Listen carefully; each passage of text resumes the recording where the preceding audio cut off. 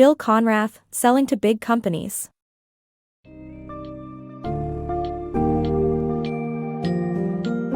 In today's fast-paced business world, selling to big companies can be a daunting task. Jill Konrath's Selling to Big Companies offers valuable insights and practical strategies for salespeople looking to penetrate the world of large corporations. The book touches upon various crucial aspects, from identifying target groups and understanding decision-maker motives, to crafting tailor-made value propositions and employing effective communication techniques.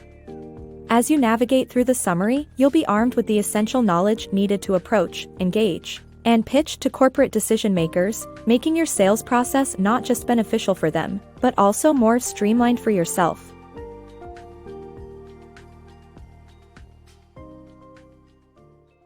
Selling to corporate decision-makers. Selling to corporate decision-makers can be tough because they are busy and insulated from sales pitches. The key to success is demonstrating the immediate value your product or service brings. Additionally, since decision-makers dislike change, it's important to explain how you can make their processes easier and faster. A solid understanding of how the company makes decisions can give you a great push in the right direction. Maximize business opportunities through target group specialization. Some salespeople believe that reaching out to as many people as possible can increase sales proposals. However, this is not the case, as without a target group, they become a jack of all trades. To become an expert salesperson, you need to narrow your focus and decide on a specialization. Start by analyzing the demographics and psychographics of your existing clients, and which ones are the most profitable. Develop a strong value proposition tailored to each client and communicate the tangible value it can bring to their company. By focusing on a target group and building your expertise, you can make stronger, more nuanced proposals that will delight your clients and increase sales. Winning over corporate decision-makers. To get the attention of corporate prospects, research is the most potent weapon you have. The author recommends the use of online resources, customer interviews, and so on to identify potential clients and key challenges they're facing. Look for major events and indicators such as downsizing or new management to gain insights into the types of challenges the company is facing. Attend trade shows or VIP conferences instead of traditional networking events to talk to target decision-makers. Making strategic alliances with salespeople who work in the same industry can also be beneficial. Armed with this knowledge, you can now learn how to create the perfect sales pitch. Identifying decision-makers and making contact. In The Ultimate Sales Machine, Chet Holmes highlights the importance of identifying decision-makers and developing a strategy for making contact with them. The first step in this process is defining the type of person who would be most interested in your product or service. From there, you can determine which positions could be responsible for making the decision to purchase or trial what you have to offer. Unfortunately, the names of decision-makers are often not publicly available, which is where research and networking come in. Look for someone who already sells to the company or has a connection within it. If that's not possible, calling the company directly and asking for names can be an option, but be prepared to convince them of your credibility and the value you bring. Holmes stresses the importance of persistence, as it takes an average of 7 to 10 contact attempts to speak with a decision-maker. A well-crafted campaign toolkit is essential, including voicemail and telephone scripts and strong letters that highlight your products or services' value. Be prepared to talk to assistants in a professional manner and offer new information in any follow-up communication. By following these steps and developing a compelling account entry campaign, you can successfully identify decision-makers and make contact with them, increasing your chances of a successful sale. Crafting the perfect voicemail. Learn the 3 steps in crafting an appealing voicemail that sparks curiosity, grabs attention, and leaves a confident and peer-to-peer impression on prospective clients. As the saying goes, first impressions are everything. This is especially true in the world of sales, where leaving a compelling voicemail on a prospective client's phone can either make or break a potential sale.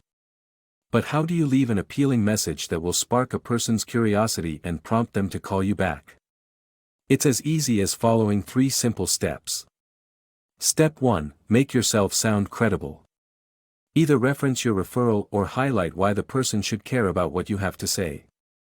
For example, if you know that the company's waste disposal costs are higher than those of comparable companies, let the person know that their company is wasting money there. Step 2. Grab the person's attention with your value proposition or an insightful idea. Tell them how you can reduce their waste disposal costs by 5%. Finally, step 3. Close confidently. Talk to them like a peer and suggest a follow-up phone call to discuss how your service will reduce their waste costs. While crafting appealing messages may not come naturally to everyone, it is a skill that can be practiced and improved upon. Develop a tailored script for each client and ask for feedback from colleagues and clients. Practice and perfect your pitch for voicemail with simple but straightforward phrases that work best. By following these 3 steps and practicing your message in bullet points, you will be able to leave the best, most natural message for your prospective clients. A message that will prompt them to call you back and potentially lead to a successful sale. Mastering written communication. Written communication is an important tool for your account entry campaign, and requires careful attention to detail. Letters and emails both have unique approaches that are necessary for success. Letters function similarly to formal voicemails, and should begin with a customized opening based on research done on each potential client. The body of the letter should highlight potential benefits for the company if they choose your product or service, and the letter should end by promising future value and avoiding subservient language. Emails require a short and to-the-point approach, with key points visible at the top of the email to grab the decision-maker's attention. The subject line should be relevant and avoid sounding like spam. Emails longer than 150 words are often deleted before being read, so keeping things concise is crucial. With these tips, you'll be able to effectively communicate with corporate decision-makers. Mastering the art of sales pitch. To ensure successful sales pitch, it's important to prepare yourself by running through your value proposition and starting with smaller prospects. Using pre-planned and provocative questions, and steering the conversation back to their needs and research can help keep the prospect engaged. It's wise to avoid self-serving language and focus on results to offer specific value to the client. Mastering the art of reaching your prospects. Reaching out to your prospects is a daunting task that requires perseverance, patience, and a positive attitude. Engaging gatekeepers in a respectful and honest manner could help you establish a relationship that eventually leads to a lucrative business. It's crucial to stay persistent but not to the point of annoyance. Balancing between changing your approach and being repetitive is an art that you need to master.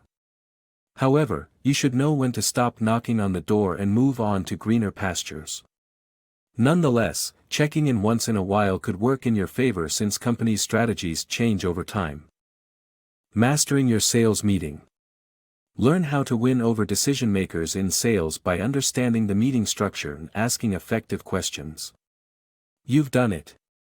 All the hard work you put into contacting prospective clients has finally paid off, and you've managed to pique the interest of an important decision-maker. Now it's time for your first meeting, and this is where the real work begins. If you want to succeed in sales, you need to be keenly aware of how the meeting is structured, so you can plan accordingly. The biggest mistake that you can make in a sales meeting is to focus on bragging about your product or service. Remember, to decision-makers, your product is just a tool. Instead, focus on the company's objectives and results. When your client speaks, be sure to lean back and listen carefully. Your body language truly matters, and leaning forward will tempt you to start pitching your product. Your main task in the meeting is to help the decision-maker outline their problems in order to make the solutions you offer more apparent. Open with the specific benefits you can offer and share success stories from previous clients. Then ask your client questions to learn more about their unique needs. One of the most important qualities of a successful salesperson is the ability to ask good questions. Neil Rackham, a marketing writer, says that this quality is the most significant difference between great and average salespeople. It's time to get a deeper understanding of the company's issues to develop customized solutions. When developing your questions, keep 3 things in mind: ask the decision maker about their problems, uncover why the particular issue is so detrimental to the company, and explore how your solution can improve their situation. By understanding the structure of your sales meeting and asking effective questions, you can successfully win over decision makers in sales meetings. So, the next time you're in a sales meeting, remember to stay focused, listen actively, and ask good questions. With these strategies, you'll succeed in no time.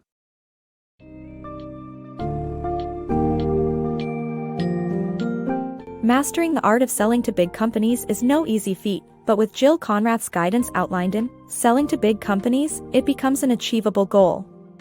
By understanding your target audience, refining your craft as a specialized salesperson, conducting diligent research, and developing persuasive communication skills, you can unlock the door to doing business with large organizations.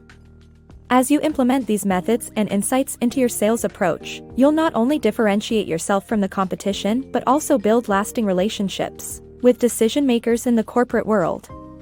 Remember, persistence and adaptability are key, and with the tips found in this book, you're well on your way to sales success.